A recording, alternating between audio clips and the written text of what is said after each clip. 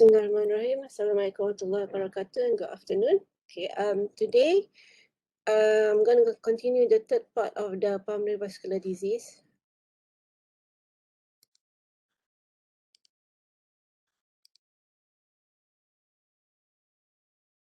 Okay, so we have discussed mainly on the secondary pulmonary vascular diseases. Okay, we discussed the first four.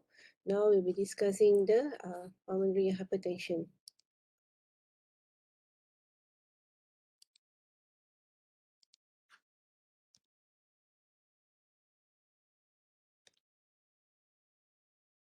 Okay, the definition of pulmonary hypertension is it means that the mean pulmonary artery pressure is more than 25 milligram per mercury at rest.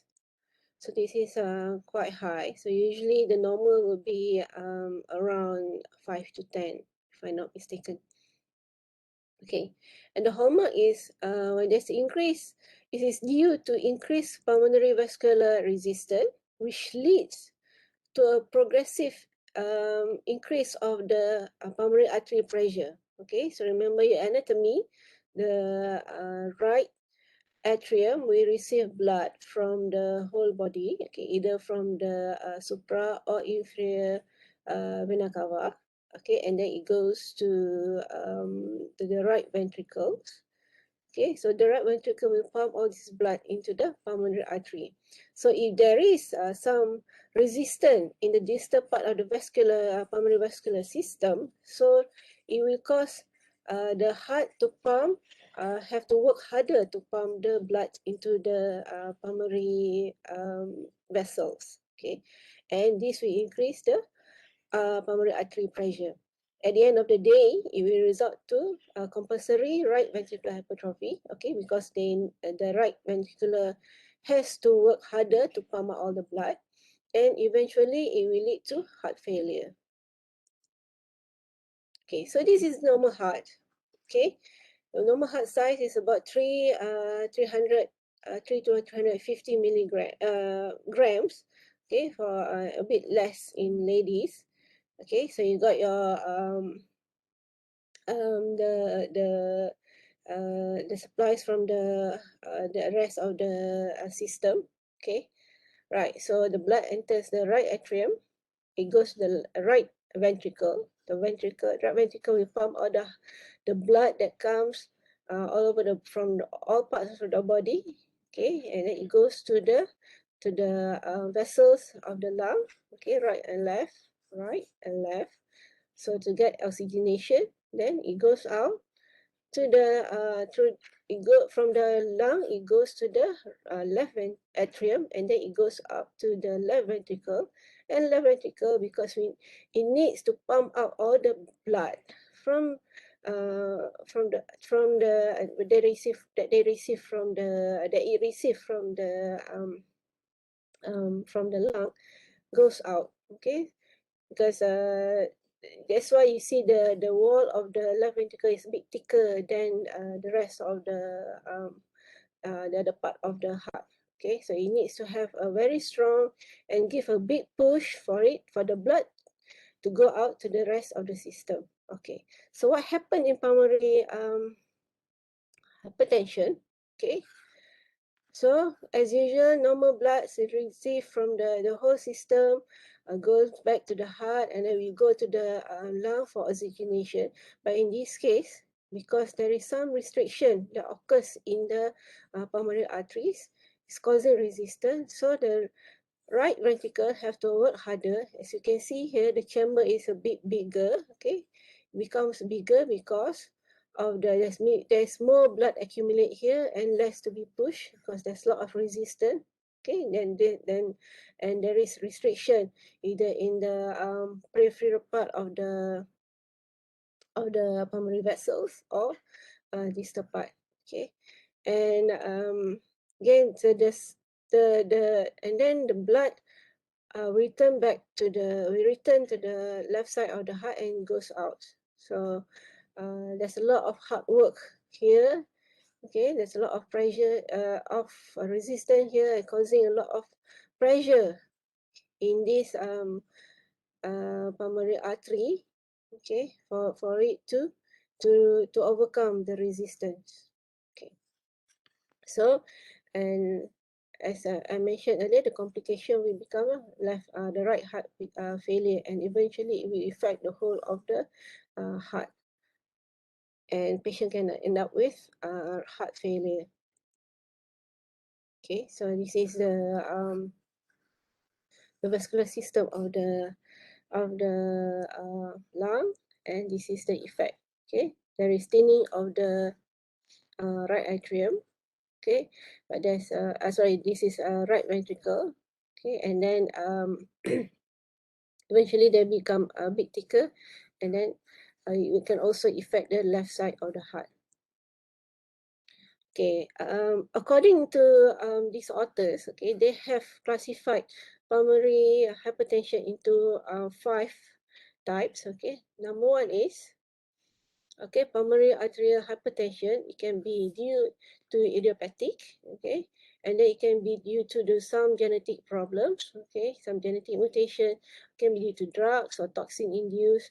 It can be related to connective tissue disease, HIV infection, portal hypertension, chronic heart disease, or some infection by the parasites, or cystiomyces. It's not common here in Malaysia. It can also be caused due to primary venous occlusion disease, or there is pulmonary capillary angiomatosis, or persistent of PH in newborn.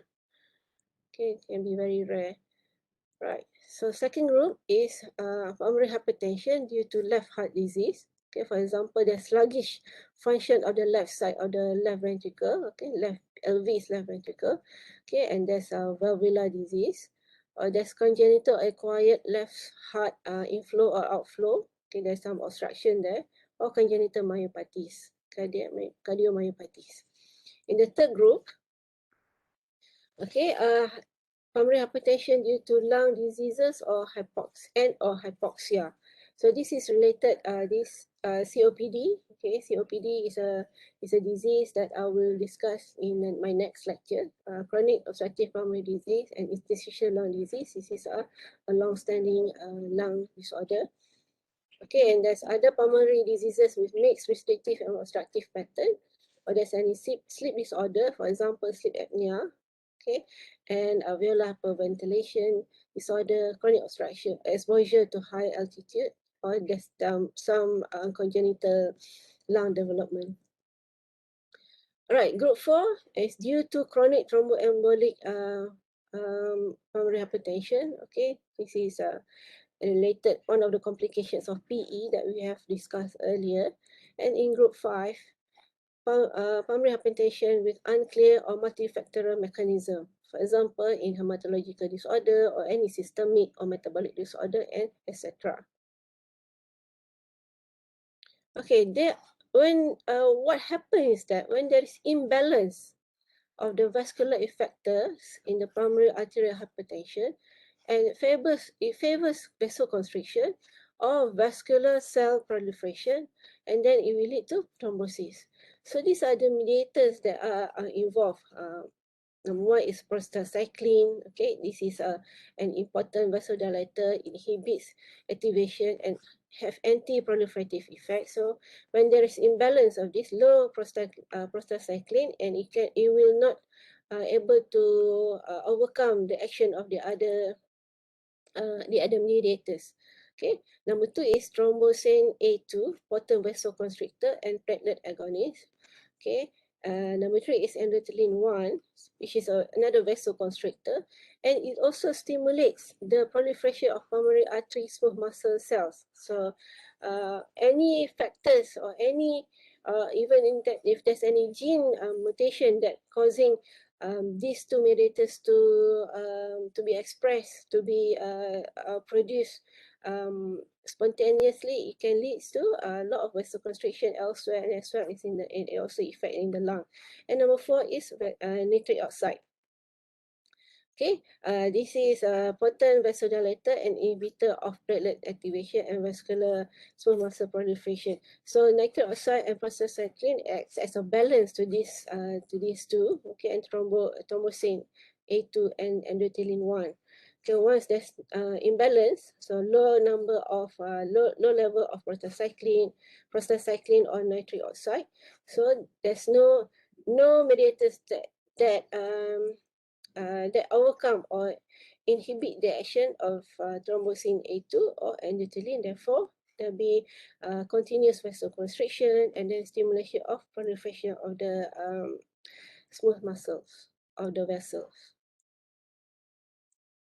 Okay, a little bit about pathogenesis. So I've mentioned earlier all those mediators that are involved. So there are risk factors and associated conditions that lead to PAH, pulmonary artery hypertension. Okay, example is collagen vascular disease, congenital heart disease, portal hypertension, HIV, drugs and toxin, and pregnancy. We talked about this earlier.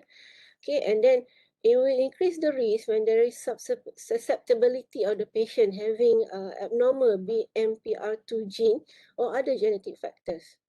Okay, and this will lead to vascular injury. So the endothelial cells which lines the blood vessels, okay, becomes dysfunction. So as I mentioned earlier, low production of these two mediators will increase because not it will cause the increase of these two mediators, the thrombosin and endothelin-1.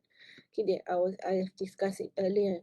So when there's no opposite action from the inhibitor, so these two will be in high level. So it will cause proliferation of the smooth muscles and then platelet formation, etc., vasoconstriction, etc.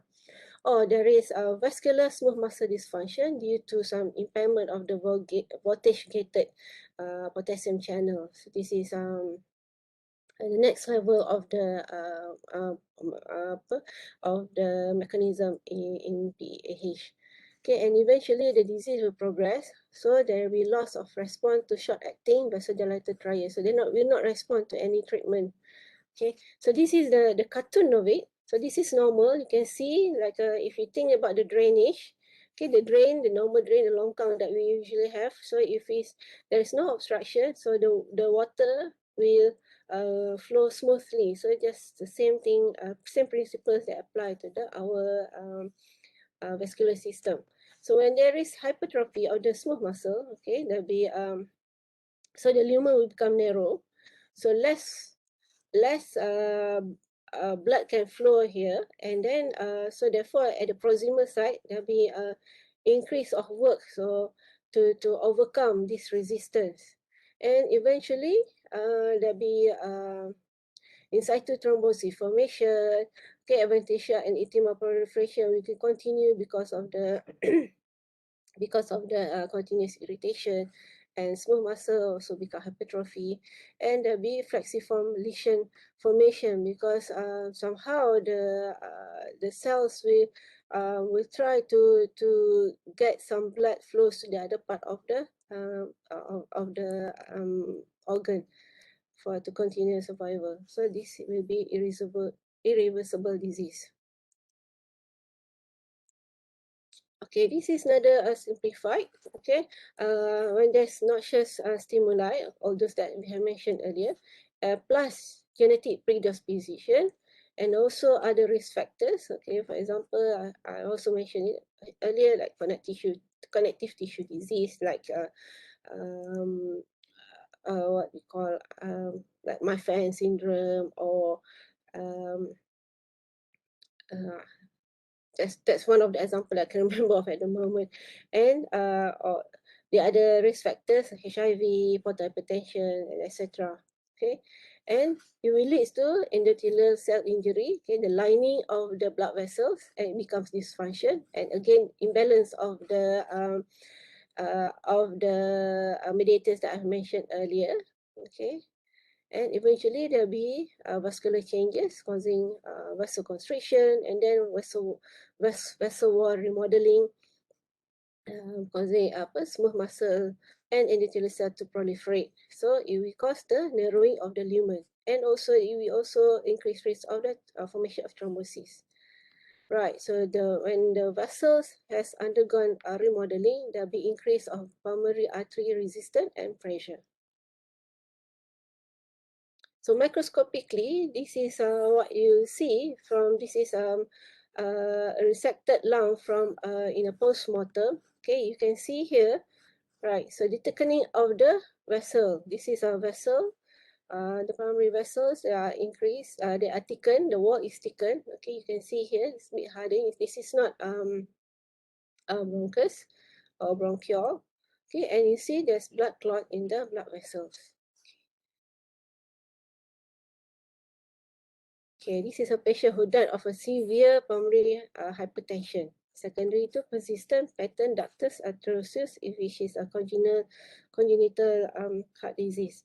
Okay, look it up. What is patent ductus arteriosus? Histologically, okay, so we've mentioned that the mediators will cause a proliferation of endothelial cells and the smooth muscle. So, okay, endothelial cell and smooth muscle will increase in number, and the intimal cell will also increase in number, and then it will causing a bit of inflammation, and then healing and inflame and healing. So it will lead to intimal fibrosis. So this is a cartoon of it. This is normal blood vessels. Okay, you see this is the adventitia and then this is the media. Okay, this is where the smooth muscle is.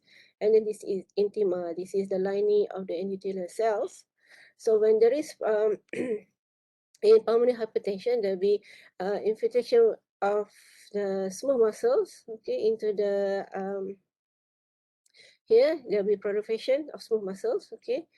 Right, so proliferation, and then the intima, there'll be infiltration, smooth muscle goes into this area, and also there'll be a fibrosis. Okay, because as the yellow picture, sorry, the bluish here is the macrophages. Okay, and because there's a lot of inflammation here. So as you can see here, compare the lumen size here is this is big, the white diameter, and the diameter of this lumen become smaller, and resistance is the so a high pressure needs to have here to be present here for the blood to flow smoothly. Okay, this is another picture of the microscopic picture. So this is gross. Okay, from the lung, you can see here there is atheromatous vessel changes. Okay, the lining of the vessel looks a bit yellowish here. And then this is the vessel, cross-sectional vessels. Okay, you can see here there's medial hypertrophy, there's intimal fibrosis, okay, and narrowing of the lumen. And then this is a example of flexiform formation, changes in the small arteries. Okay, it's forming small lumens between them. Okay. Right, so talk about a bit about the clinical presentations. Okay, 45-year-old female complained of generally unwell, having ankle edema and abdominal distension. Okay, so ankle edema and abdominal distension, and has previous history of recurrent episodes of PE. So she's been on some sort of treatment for her pulmonary embolism, and she has been having this recurrent episode due to some sort of methodological problem. So on examination, right, so there is a low oxygen saturation, and she's a bit tachycardia and tachypnea. All right, so you need to do your inspection from the end of the bed near to the patient. Okay, the JVP will be elevated. Okay, this is the JVP. Okay, look at the color of the lips, look at the finger, look at the nails, how does it look like, and then proceed with palpation. Always ask permission before you start touching the patient. Okay, chest expansion, this equal expansion, what's the measurement, you do your percussion, auscultation, okay, to see, this is the only time you use your stethoscope, okay. Always keep it to the last part, okay, the rest you have to do step by steps. All right, so patient found out to have ascites. Ascites means there is fluid in the abdominal and in the abdomen. Right. So clinical differential diagnosis and investigation is one is congestive cardiac failure. Okay, meaning that both of the side of the heart is not working properly? Is there any liver failure, or is it any renal failure because of the fluid retention in the abdomen or in the leg? Or is it CCF secondary to PH, secondary to the recurrent PEs because of from the history? So we need to proceed with investigation. We do the baseline, okay, and do abdominal ultrasound to rule out if there's any heart changes, and arrange for cardiac echo. Okay. So investigation, echocardiography. I'm just going to talk about this. Right. So this is a direct and exact way of measuring pulmonary artery pressure. Okay. And we do this by looking at the means of the heart catheterization. So cardiologist will put a balloon catheter, which is a swan gas catheter, and it will be inserted, and then the investigator inserted into the through the venous system. Okay, we insert from the either from the femoral vein or the radial artery, which depends on the person's doing it. So there'll be a measurement of the systolic, diastolic, and the mean pressure of the right ventricle and the pulmonary artery, and measure pulmonary capillary. This procedure also can also measure pulmonary capillary wedge pressure, okay, which correlates the left ventricular and diastolic pressure, meaning whether there is a left ventricular overload. So this will help the investigator to establish the diagnosis of pulmonary hypertension, the degree and severity of the disease, and can find out what is the possible cause. So this is a cardiac echocardiogram, and so look at the right atrium pressure here. This is pulmonary vein maximum. What's the pressure, and then these are the readings that they will do. So I will not elaborate on it because I'm not expert in it. You can ask your cardiology lecturer to help you with this. Okay, I think this is the last part of it. Management, sorry. Okay, so management, basically we need to reduce the aim is to reduce the pulmonary BP, okay, and then proceed with vasodilator therapies, okay. All these drugs can be used, can be tried, okay, not all together, okay, we try one by one, see which one works better, okay. Vasodilators and antiplatelet therapies, because we want to reduce the risk of thrombosis, okay, and anticoagulant therapies on warfarin, usually using warfarin. So this is usually oral drugs that is used in patients with recurrent PE. Okay, can also try inhalation therapies, remodeling therapies, and anti-inflammatory therapies. Okay, so there are a few drugs that can try, and we see which one works better, and most of the time physician will decide whether to add on or to change depending on the patient's condition following the start of the treatment. Okay, so what are the complications of pulmonary hypertension? Right, so this is a table that I got from this author, okay, the article from this author, okay, from Mark SM. Okay, the complication of pulmonary hypertension can be divided into the vascular, cardiac complication, lung infection, or pulmonary complications. Right, so in vascular, so there'll be massive pulmonary dilatation, pulmonary artery dissection, okay, the tear of pulmonary artery, alveolar hemorrhage because of high pressure, may rupture all these thin blood vessels, or formation of in situ thrombosis in the vessels of the lung, or when they do angioplasty, so there'll be some there's possible to be some complication. For heart complications, I've mentioned earlier in the lecture, right heart failure, pericardial effusion or tamponade, and cardiac cirrhosis. There'll be a fibrosis of the heart. Okay, This one is lung infection due to patient needs to have some sort of IV treatment or whatever. Okay, complication to the lung itself, cavitation and infection, so increased risk of infection. Right, so these are for the readings for the 3 topics that I have discussed. Okay, pulmonary edema, you can you can have a look at this.